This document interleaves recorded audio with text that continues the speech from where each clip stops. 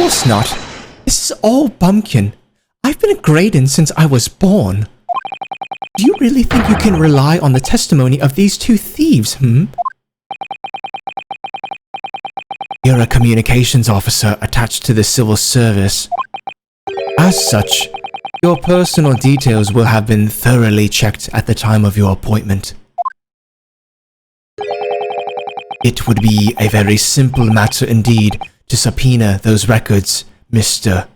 Graydon. Well, it would appear that Mr. and Mrs. Culkin's testimony has been reliable. For once. You were born Ashley Milverton, then? Is that correct?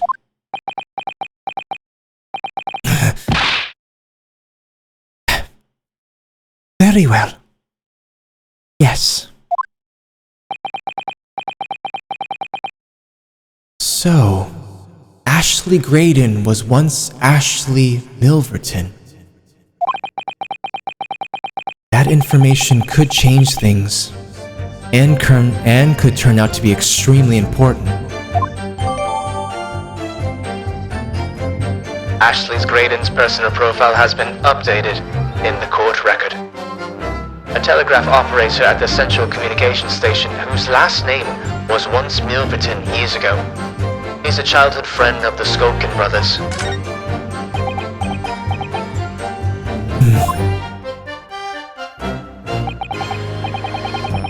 All of a sudden, we seem to be up to our necks in a serious matter of national security. Although all of this talk about interception of secret government messages is still just conjecture at this stage. It would explain a number of things though, wouldn't it? The negotiation Ginny overheard on the omnibus 2 months ago, and the break-in at Windybanks. But the trouble is, it wasn't Mr. Graydon in the omnibus with Mr. McGilded. No, that was Mr. Mason, the brickmaker who was so horribly murdered. If only there was some link between the two men somehow. I know. But Mr. Graydon's testimony seems to be as watertight as ever. I wonder if the key to us making headway with the cross-examination here could be those two brothers.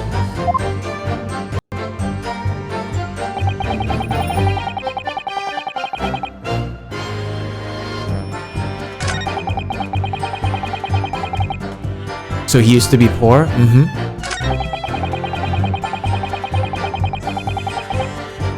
Curious, how did he make his money? Thievery, perhaps? Yep.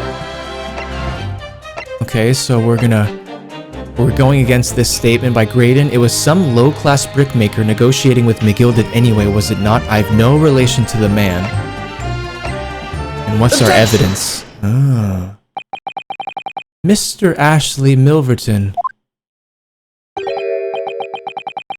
Tell me, why did you try to hide your former name from the court?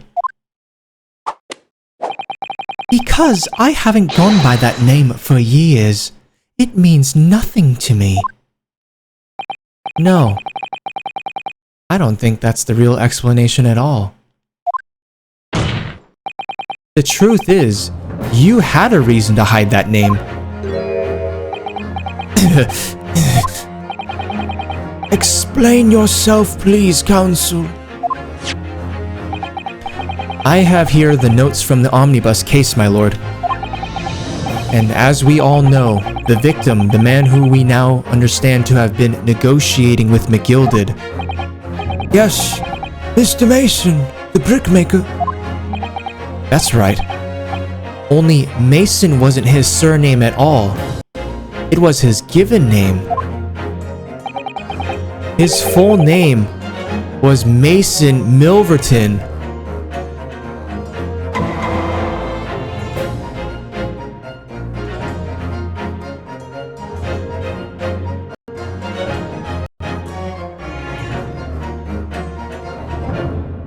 The dude on the omnibus was Mason's brother. or Ashley's brother. Oh shit, what the fuck? We got 2 still in Arizona, 1 getting married,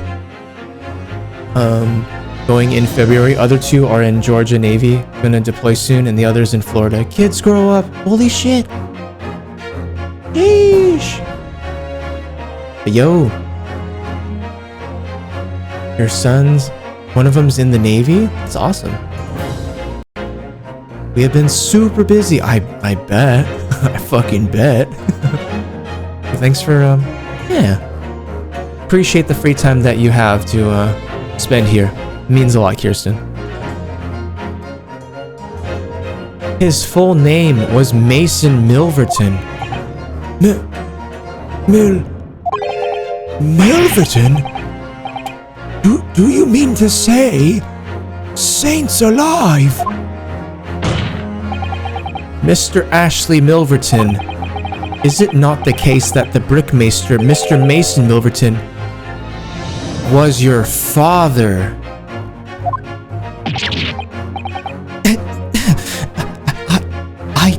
I don't. As I believe I mentioned earlier, your family history will have been thoroughly checked when you join the civil service. And it really would take no time at all for the court to subpoena those records.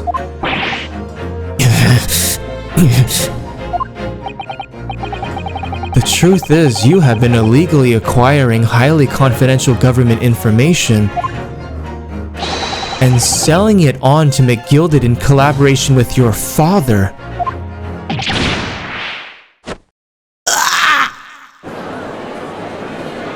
What up, Adrian? Welcome back. The new facts and evidence unveiled by the cross-examination of this witness all come together to reveal the truth.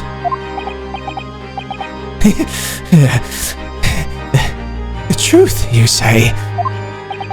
That you collaborated with your father, Mr. Mason Milverton, in illegal dealings with Magnus McGilded. By dint of this music box, you mean, Counsel? Yes. Stealing information being sent in secret government communications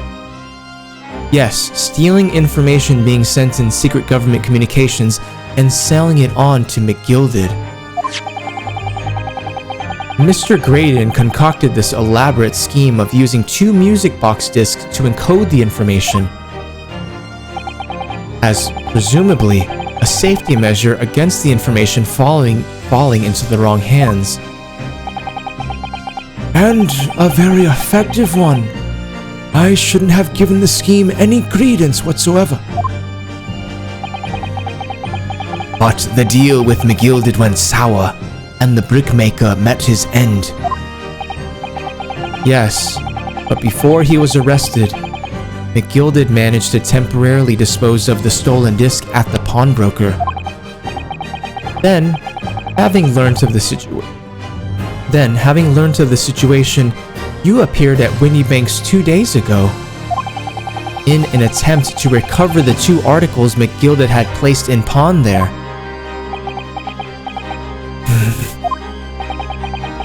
But that attempt failed.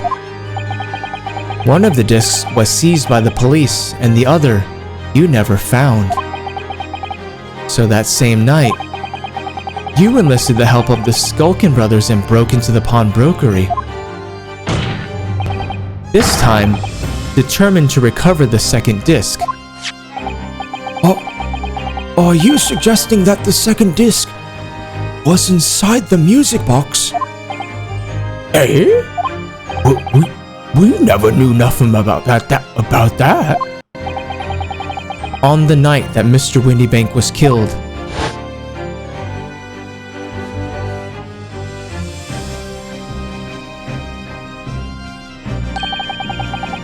the intruder to the pawnbrokery touched one item, and one item alone, the music box.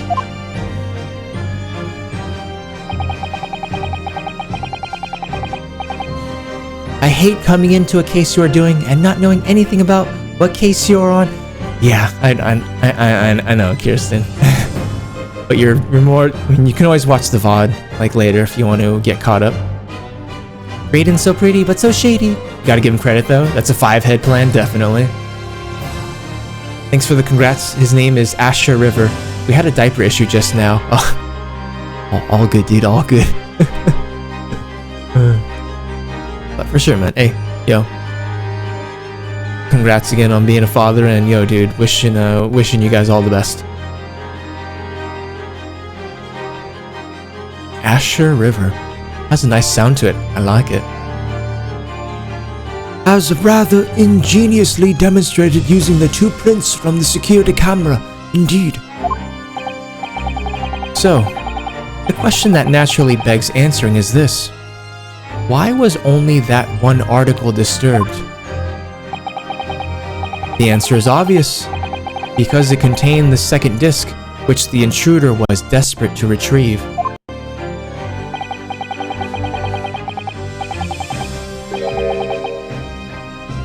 Since, if it were to fall into the hands of the police, it would be proof of high treason.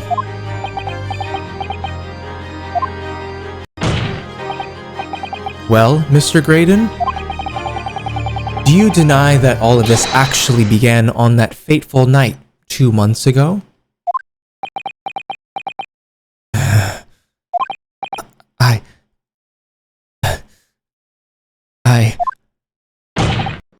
I refuse to accept any of this nonsense.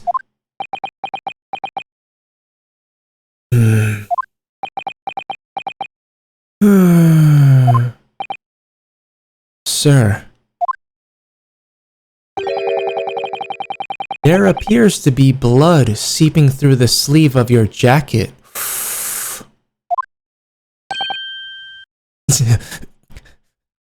What? 2 nights ago, we know that 3 shots were fired at the scene of the crime in Windy Banks Pawnbrokery. 1 took the life of the pawnbroker himself. 1 struck the pouch around Mr. Sholmes' waist. And the final bullet struck the calendar on the wall of the shop, having first pierced the arm of one of the intruders. Mr. Graydon, that wound on your arm that you seem to be trying to hide, it's a bullet wound, isn't it?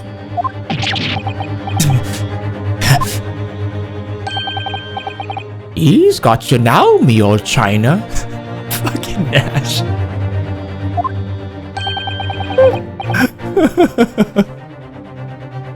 Time to call it quits and croak, I reckon.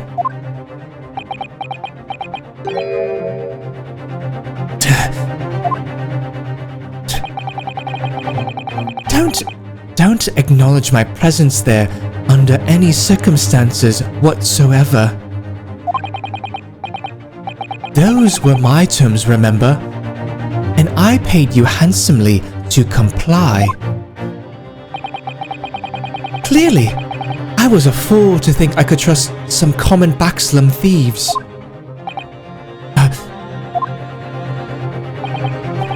Fine, I admit it. I was there in Windy Banks that night. I paid this pair 10 guineas to accompany me. And as you've noticed, I sustained an injury in the course of my adventures.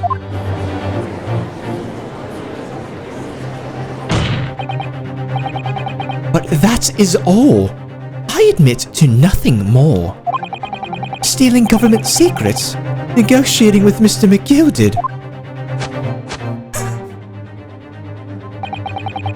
As God is my witness, I'm sure I record nothing of the sort. Okay. This fucking guy, dude. He's not going down without a fight. Not until I can show hard evidence, I suppose. Nevertheless, the defense has now established a crucial fact.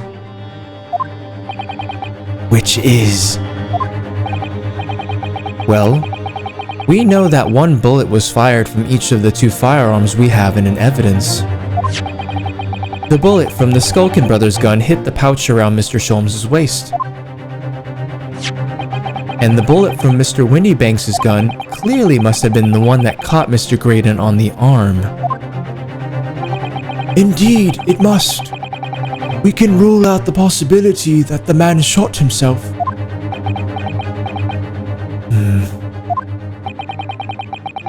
And that leads us to only one conclusion.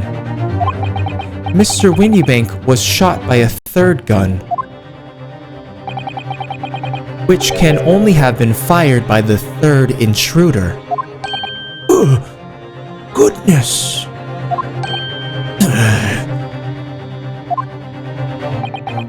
That's right, Mr. Graydon.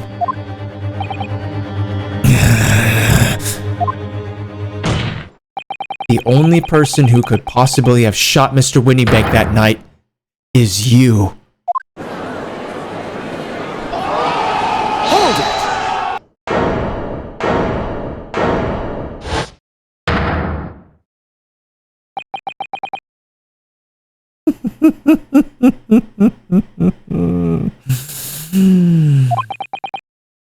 You little upstart. You made a grave mistake when you summoned me here. What?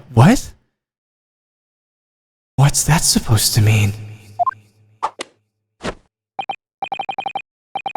Yes, as you rightly say, I was there at the pawnbrokers. I did my best to hide the fact, naturally. I had no intention of ruining the distinguished career I'd built for myself at the communication station. But did the thought never cross your mind? Did you never consider the possibility? What do you mean? What thought? What possibility? The possibility that if I was there at the scene, I may have witnessed the crucial moment. You see, this makes me a key witness in the case, and I have my hands firmly around the neck of your client. What? Are you suggesting? I saw it all. I saw the very moment that pickpocket girl pointed the gun at that poor defenseless pawnbroker and shot him. You... What? This guy is losing his shit. Order!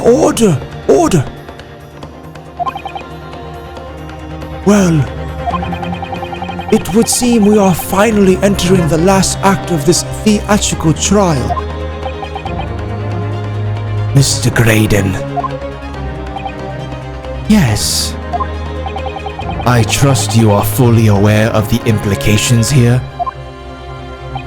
If it is shown that your claim is false,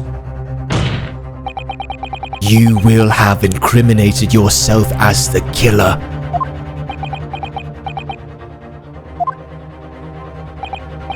Oh, I understand fully. Then, I must ask you to give your formal testimony once more. You will explain to the court precisely what you saw at the moment the defendant allegedly shot the victim.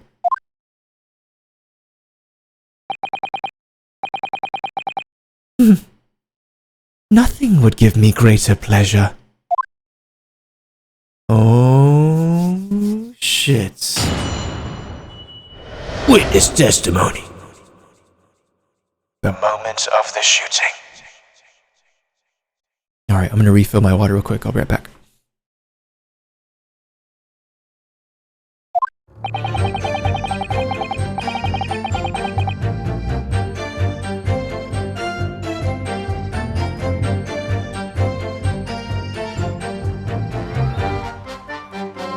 While these ruffians were jostling with the broker, I was still near the entrance to the shop.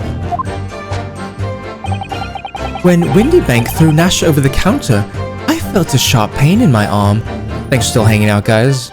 Much appreciated. I pursued the man, but he shot himself in the storeroom. I could see him through the peephole in the door, though. The accused, in a black coat, shot the man in the back as he was trying to flee to safety. I saw the blood splatter all over that wretched girl. Then, she tossed the gun out of the peephole, so I picked it up and made my escape. Okay. Good gracious. This is quite extraordinary testimony. You claim, sir, under oath, to have clearly seen the defendant pulling the trigger. Order, order, order! It wasn't my intention to testify in this way. But neither is it my intention to be found guilty of a murder I didn't commit. You have returned. Right. Just stopping in to give you shit and then go to bed. Voodoo, thanks for the 17, man. Hope you had a good Thanksgiving. Appreciate the resub. Hope you have a good night, man.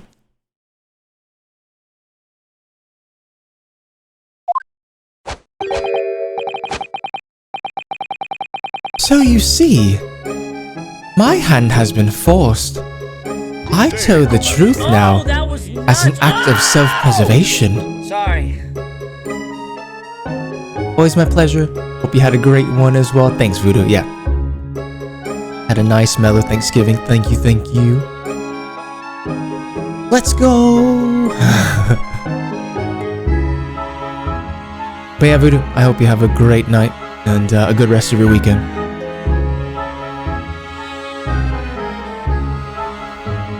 Hello there. The Voodoo has entered the chat. So you see, my hand has been forced. I tell the truth now as an act of self-preservation. Yeah, boy. The truth? Until now, the prosecution was completely unaware of these details.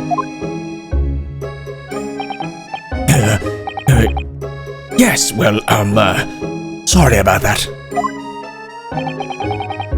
Having shot me in the arm, the pawnbroker was then shot in the back by the accused.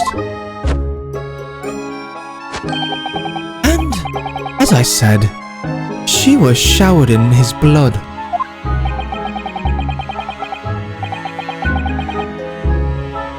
You say the blood spattered over the accused's coat?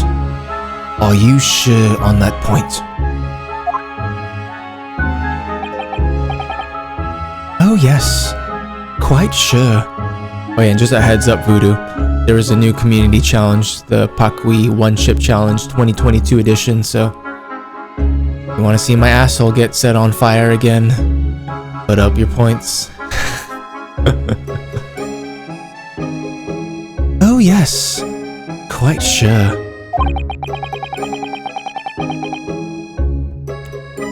All over the black overcoat that pickpocket girl was wearing at the time. Really? If her coat could somehow be shown to harbor vestiges of blood, that would be conclusive evidence here.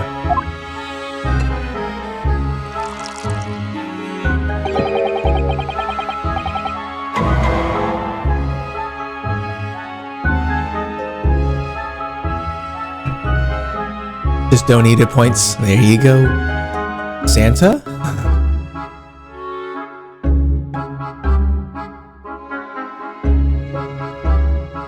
Huh? What? Such an investigation is entirely possible, my lord. Lol. What?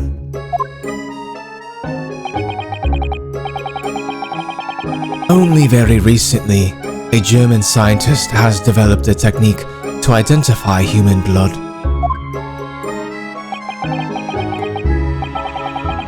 So, here's the true science, not some amateurish detective's dubious foray into the world of chemistry.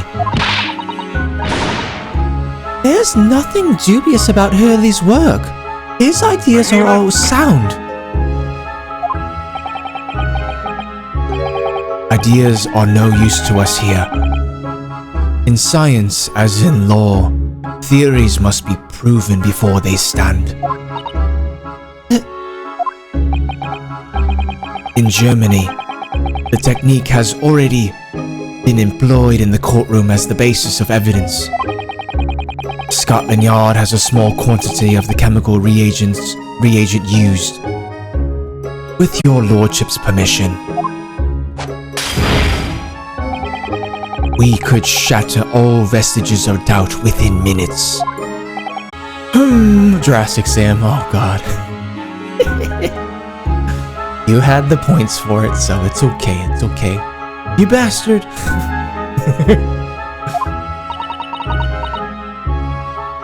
This doesn't look good, Runo. Why not? Well, we know, don't we, that there's blood all over the front of Ginny's coat. What the fuck was that? I know.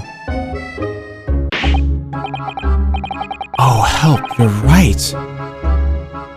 I was forgetting what happened yesterday.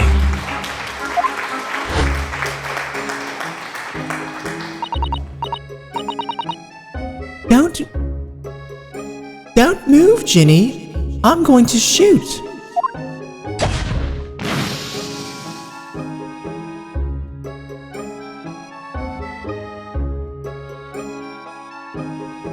There it is. But that's not Mr. Windybanks' blood. That stain is from 2 months ago. That's Mr. Mason's blood from when he was stabbed by McGilded, who was wearing the coat at the time.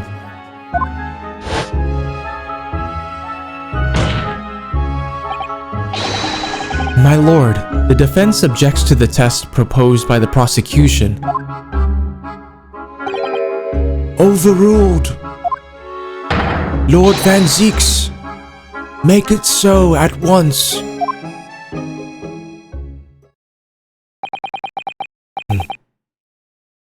With pleasure, my lord. And while we await the results, the defense may proceed with the cross-examination.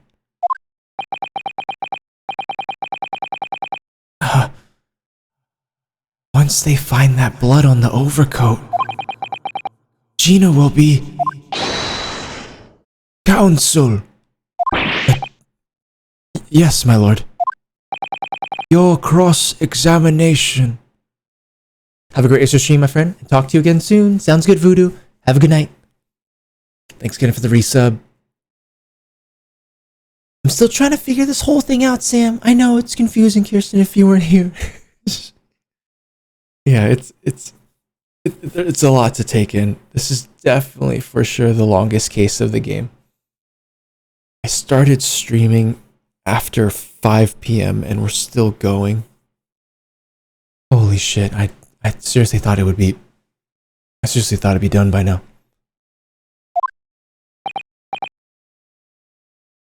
Of course, my lord. If this cross-examination doesn't go well, if I don't manage to uncover some decisive evidence or a really compelling clue now, I have a very bad feeling about the outcome of this trial.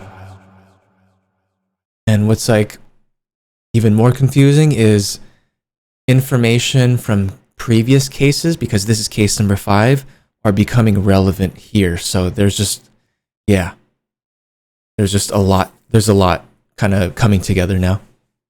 It's okay. I'm still here now. I appreciate it. I just be here chilling. I don't know what's happening. This is ASMR to me. Appreciate you just hanging, Nate.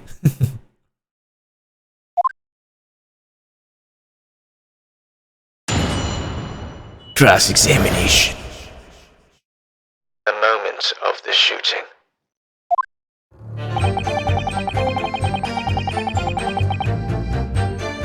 While these ruffians were jostling with the broker, I was still near the entrance to the shop. Hold it!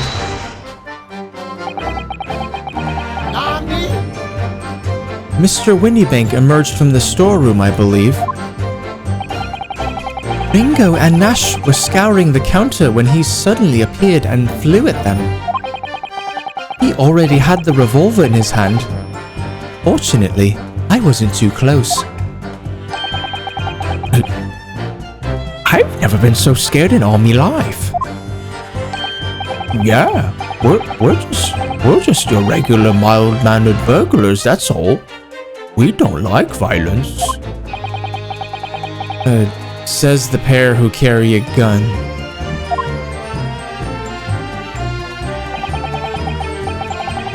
What do you mean when you say you were near the entrance to the shop?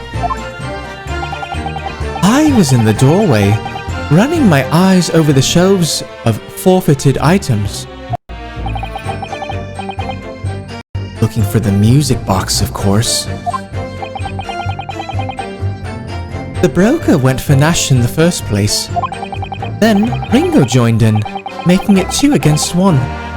So I assumed they could handle the situation. But I was wrong. I was trying to help me little bruv, but the old geezer chucked me over the bloomin' counter. So I pulled me gun on the old fella, and that soon made him scarper. The pair of you setting upon the poor defenseless pawnbroker together, shame on you. Sorry, Gov.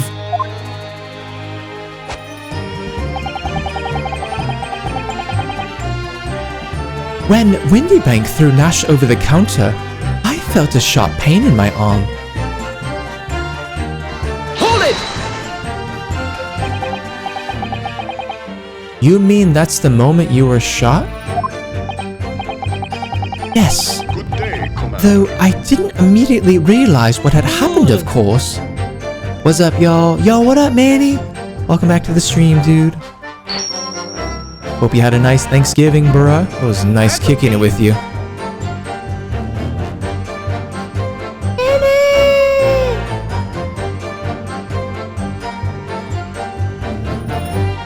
Yes, though I didn't immediately realize what had happened, of course. Things crashed to the floor from the counter as the 3 men were brawling. It was at exactly that moment that it happened, so I didn't hear the gunshot.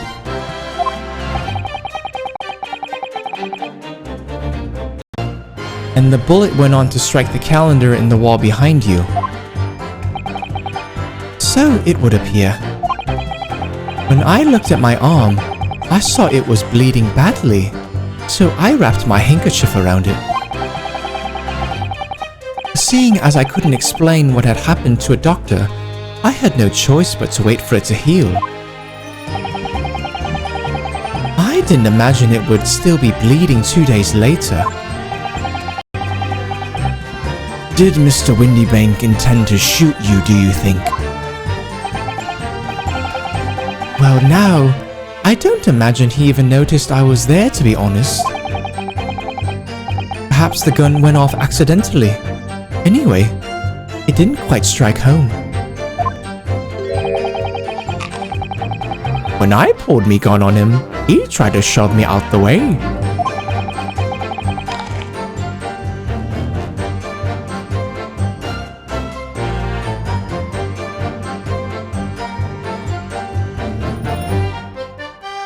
And then he scuppered through that door out back.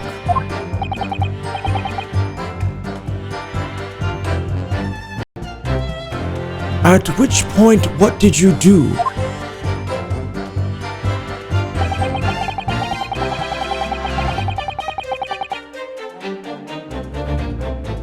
it!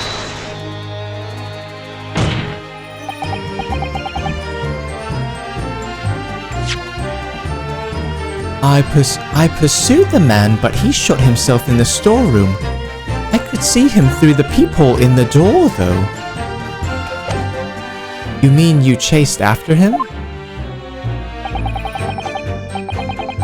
I don't recall the reason why, but I ran after him to the back of the shop. And what about this peephole in the door you mentioned?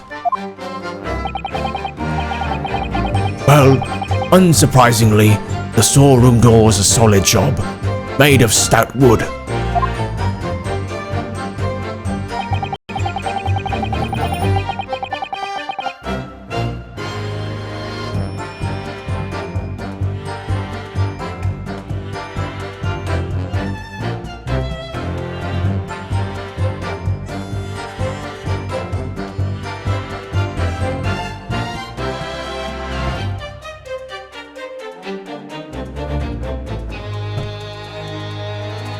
But there's a small opening in it about head height that lets you see what's what in there from the outside.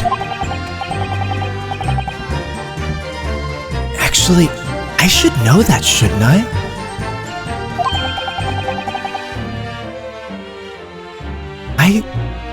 I looked through it myself that night.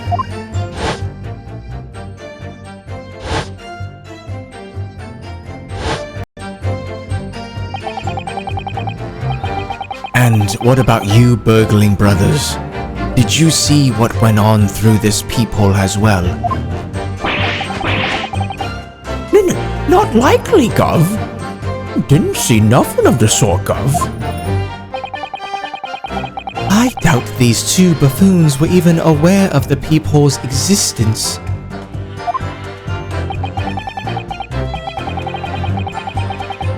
So, the Skulkin brothers were there, but they didn't see the killing of Mr. Windybank take place.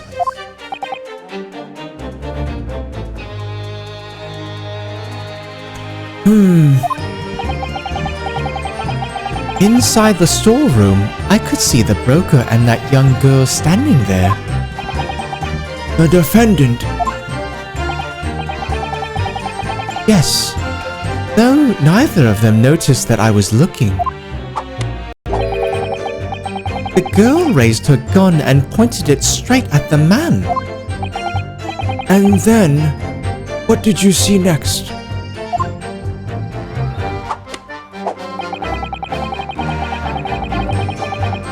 The accused in a black coat shot the man in the back as he was trying to flee to safety. Hold it!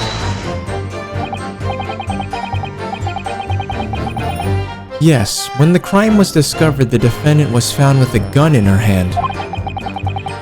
But that was Mr. Windybanks' gun, from which only a single bullet had been fired. And as we've already established, Mr. Graydon, that bullet was fired at you. But no, it wasn't the broker's gun that the pickpocket girl had when I saw her. Yes, the bullet from Windybanks' gun grazed my arm, and yes, the Skulkin guns grounded the detective. But this was another gun entirely, a third gun. It's a exclamation point duel. Kirsten. So happy to see Manny. I've been gone a minute, bro. Yeah, Kirsten, Manny. My OG mods, appreciate you.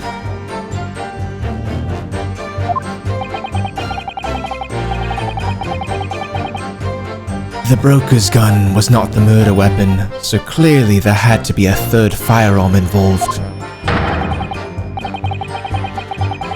In other words, the accused must have had her own gun with her at the time. Objection! But no other gun was found at the scene.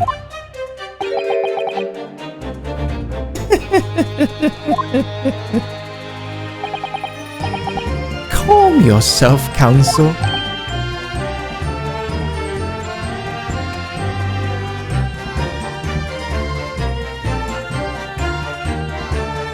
Sorry? You must consider the events in order.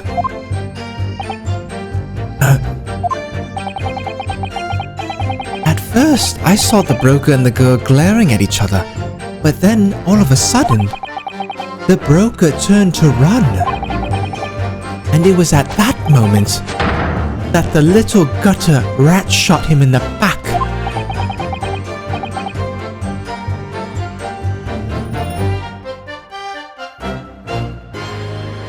Exam! No, you! All good, but yeah, exclamation point. I think...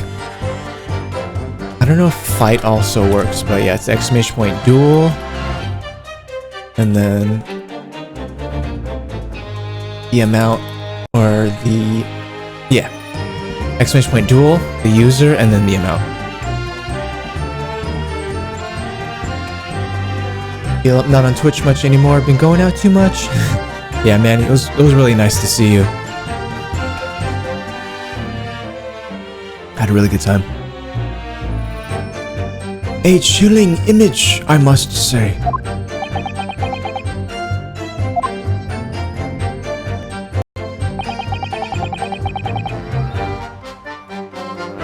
Hold it!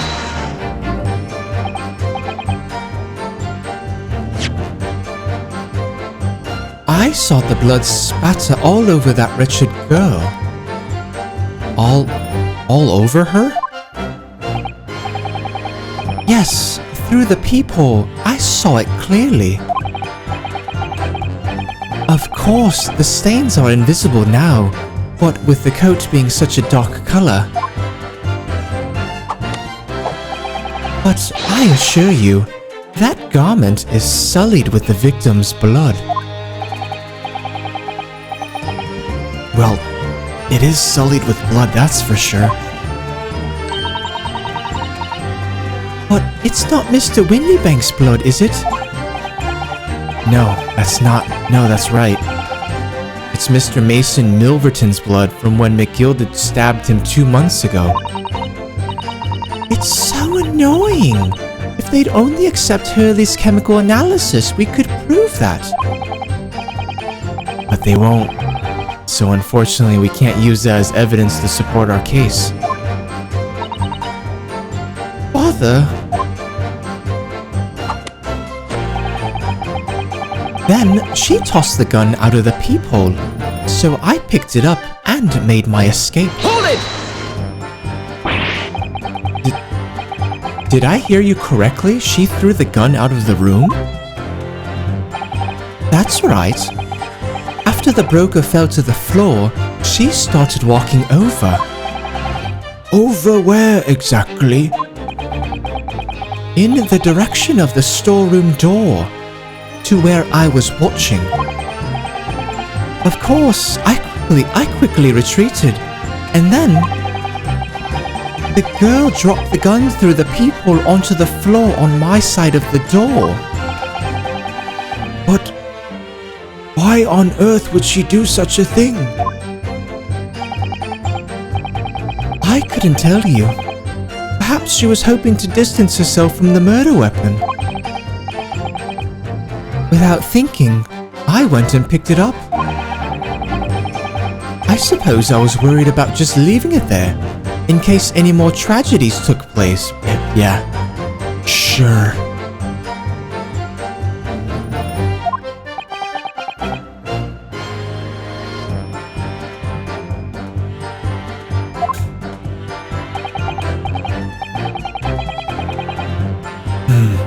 So it was you, in fact, who took the third gun from the scene of the crime. Yes, it was yours, truly.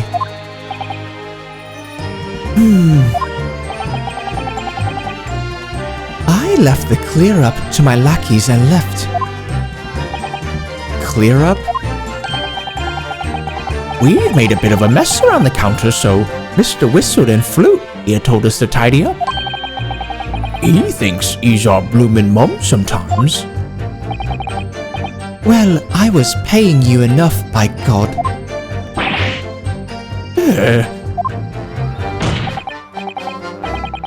Tell me, Mr. Graydon, when you left the pawnbrokery that night, was it by any chance with the second disc in your jacket pocket? You little toe rag! You're like a bull at a gate, aren't you? Oh, what do we have here?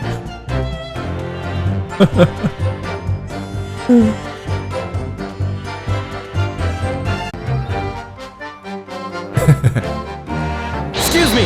Excuse me? Gentlemen.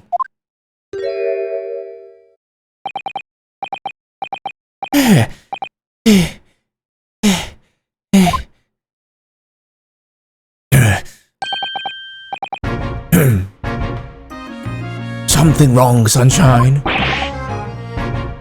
That should be my line. You do realize you were just violently shaking Mr. Skulkin? Blimey, this D's a bit of an hooligan, ain't he?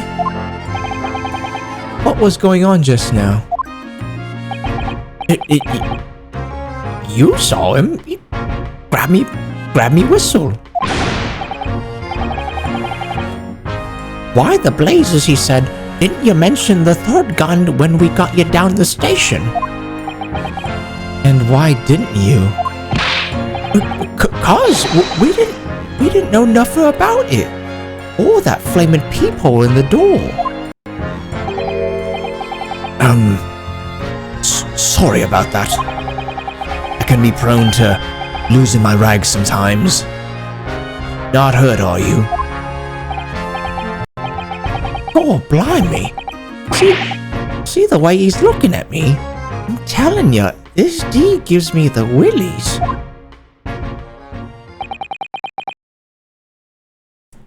That was strange. The inspector doesn't normally get quite as worked up as that. He wouldn't normally grab someone. No, that wasn't like Gregsy at all. He's normally all sweetness and light, no matter what I say to him. Yes, well, I think you might be a special case, Iris. Well, anyway, that was definitely out of character.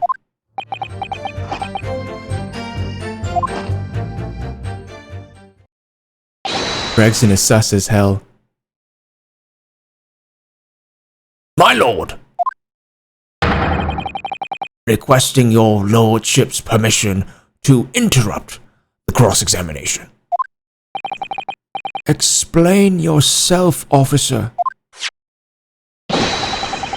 I have the results of the test that was ordered earlier, my lord. Ah, the blood on the accused's overcoat. Thank you, officer. Very well. The cross-examination is hereby temporarily suspended.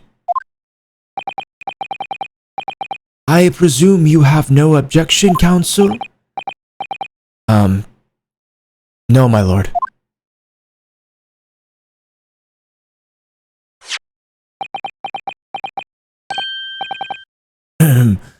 Well, there you have it. The report, please, Inspector.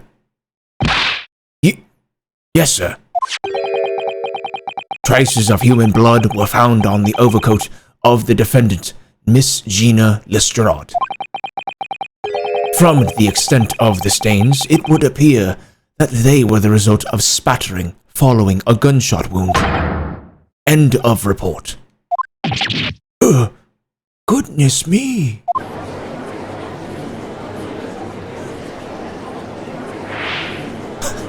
This fucking guy, dude. See? What did I tell you? Objection! No. The blood on that coat is not Mr. Windybanks. What on earth makes you say that, Counsel? The coat originally belonged to Magnus McGilded. Just before his coat was deposited at Windybanks, McGilded had fatally stabbed Mr. Mason Milverton. So the blood on that overcoat is the blood of the brickmaker from the omnibus case. Objection! Well, the dead cannot speak. Isn't that right, my Nipponese friend? Sorry? 2 months ago, in this very courtroom, did you not argue fervently for McGilded's innocence? And yet, now that the man is dead, you brand him as a murderer? Your conduct shatters any shred of respect you may have earned for yourself in this country. But that was... I call it a bully disgrace. Treachery, that's what it is. How to determine whether the blood on that coat is 2 months old or not? Even a stereoscope couldn't help the answer to that problem pop out. It can't be done. But we use Mr. Mr. Holmes is a detective, not a chemist.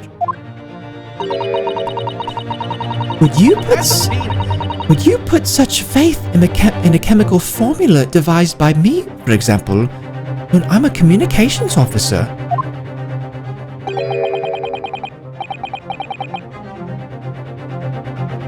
How many people are connected to this case? Jesus! Or is the wine just to crush it? I wish he would crush my neck like that.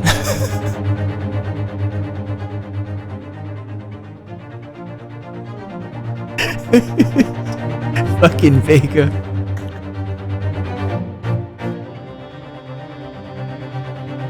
Vega, this is definitely for you. Jesus Christ. Jesus Christ. I held out Piroski at the starving boy, and he ran away crying. Herlock Sholmes is barely more than a figment of the public's imagination. His name carries no weight in this courtroom. No weight at all. How could you say that? I love that mouse so much. It's amazing. Sorry. No, you don't have to be sorry. Just like, Jesus. Victory is sweet indeed.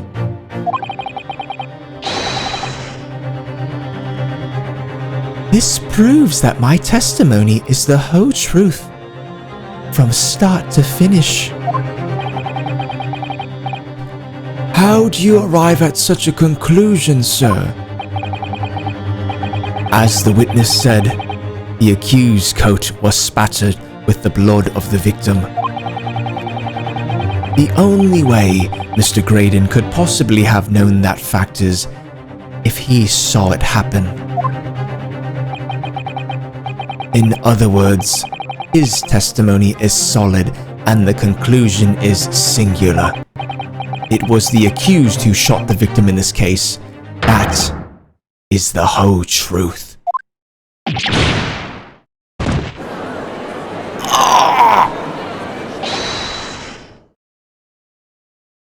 My lord. Been a long battle, this one. But this old warhorse has something to say now, if you please. Mr. Foreman.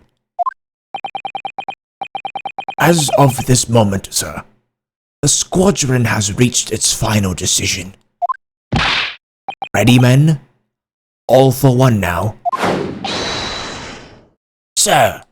Guilty. Guilty. Guilty. Guilty. Guilty. Guilty.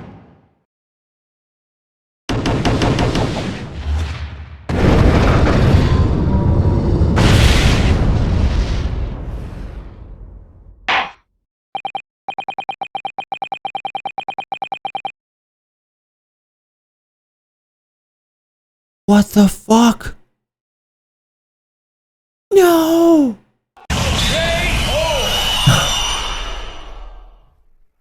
You bitches.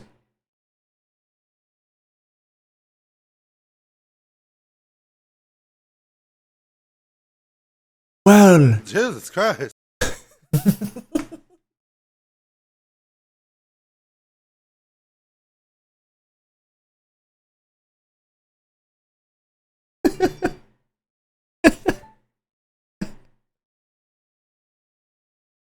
Jesus Christ. Well, it would appear the ladies and gentlemen of the jury have reached a unanimous verdict.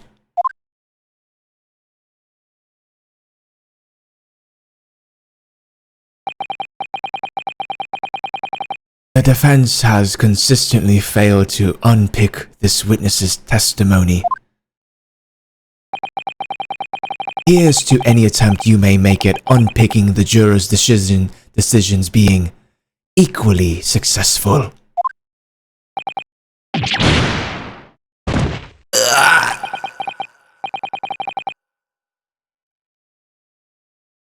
laugh my ass off, Sam.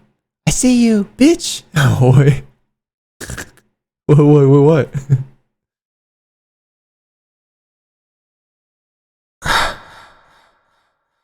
Oh, really, bitch? Okay, bro.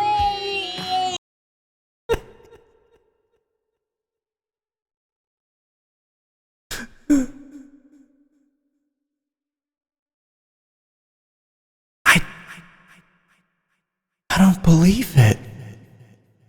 After I've come so far. How's it all unraveling on me so fast?